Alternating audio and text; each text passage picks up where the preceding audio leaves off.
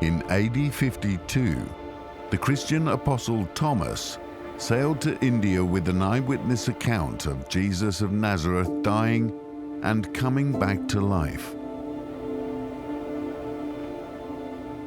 Thomas had doubted his friend's reports of the resurrection, wanting to touch the evidence for himself. So why did he travel halfway around the world and risk his life to report it? Thomas came to tell people he had personally witnessed his friend Jesus die, and then, days later, saw him alive again. He landed at the South Indian port of Mauritius, well known to Roman traders but now destroyed. And he started his first church here at Kadungalore, so people must have believed him. Thomas had been depressed by Jesus' crucifixion and death. When the other disciples said they had seen Jesus alive again, Thomas refused to believe them until he could see Jesus himself and poke his finger into his wounds. But now in India, Thomas was the eyewitness telling the story of life after death. Thomas's 20-year journey across southern India to the opposite coast would ultimately end in his murder. Leaving the port, Thomas started another church nearby on land donated by the Maharaja. It's still active 20 centuries later.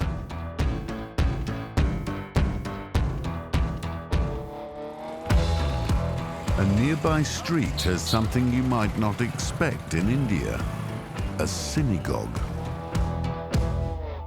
All of Jesus' disciples were Jews, and they visited synagogues wherever they went, teaching that the long-awaited Jewish Messiah was Jesus of Nazareth.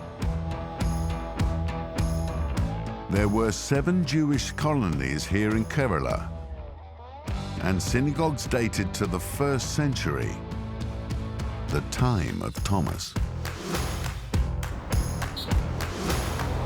Some scholars doubt Thomas's message of afterlife. Bart Ehrman is a best-selling Jesus scholar who was a Christian and now doesn't believe in God. Jesus historically is best understood as an apocalyptic preacher, as somebody who proclaimed that God was soon going to intervene in history and overthrow the forces of evil and bring in a good kingdom on earth. The basic point was that this world of pain and suffering is not the end of the story. Death doesn't have the last word. God has the last word. He was wrong about that, but apocalypticists have always been wrong about that. And the reason is because I don't think there is a God who's going to intervene. Dr. William Lane Craig is a Christian New Testament scholar and philosopher. It's physically impossible, given all that we know medically and biologically, that a person would naturally come back to life after truly being dead. But of course, that's not what the resurrection is. The resurrection isn't that Jesus naturally came back to life again. It is that God raised him from the dead. And so the plausibility of that event will depend entirely on whether or not you believe in the existence of God. India already had 330 million gods in the sophisticated religion of Hinduism, with its view of afterlife or afterlives. Thomas reached out to Hindus and other religions, and many people believed him. This is the oldest Christian church in the world, originally built in AD 63.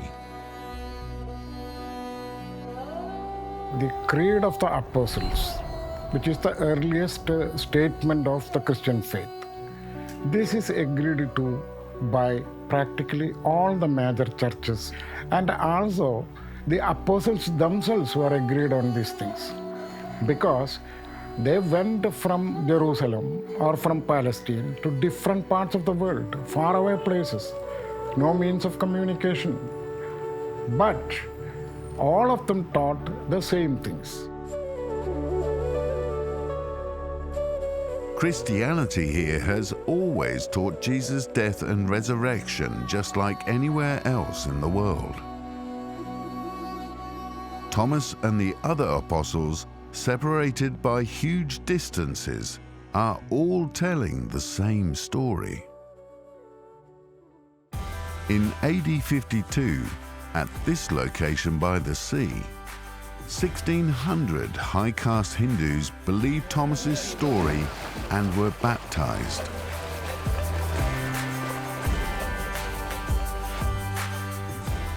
At this point, Thomas ventured inland, leaving the boats and heading across India to the east coast. Thomas took huge risks to come to India to share the story of Jesus.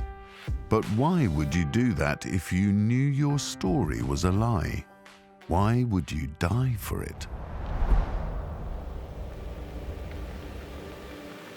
Traveling across a nation of 1 billion people, it's clear that there was a historical figure called Thomas who came here early and who really believed Jesus had come back to life, and who wanted to take that belief to the end of the known world.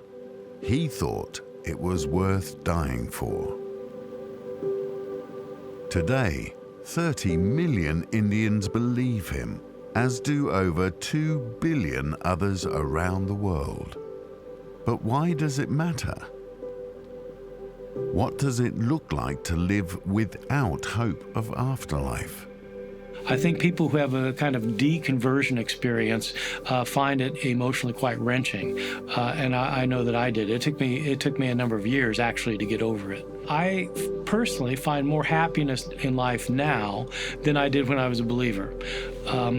And I suppose my happiness is rooted in the understanding that life is to be cherished, because I think this life is all that we have. The resurrection of Jesus gives grounds for hope in complete physical and psychological healing.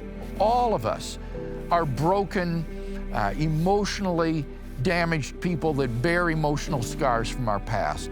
And the resurrection of Jesus holds out promise that someday we will be whole, integrated, psychologically transparent persons living together in a community of likewise reconciled and forgiven people. It gives us hope and purpose and confidence for living, not a hope that's based in some myth or pie-in-the-sky wishful thinking, but grounded in undeniable facts of history. Thomas's experience is one of skepticism to belief. Thomas discovered a faith in God that stood up to his deepest doubts and hardest questions, and filled him with a hope that he was willing to die for. Isn't that a faith you want? What do you think?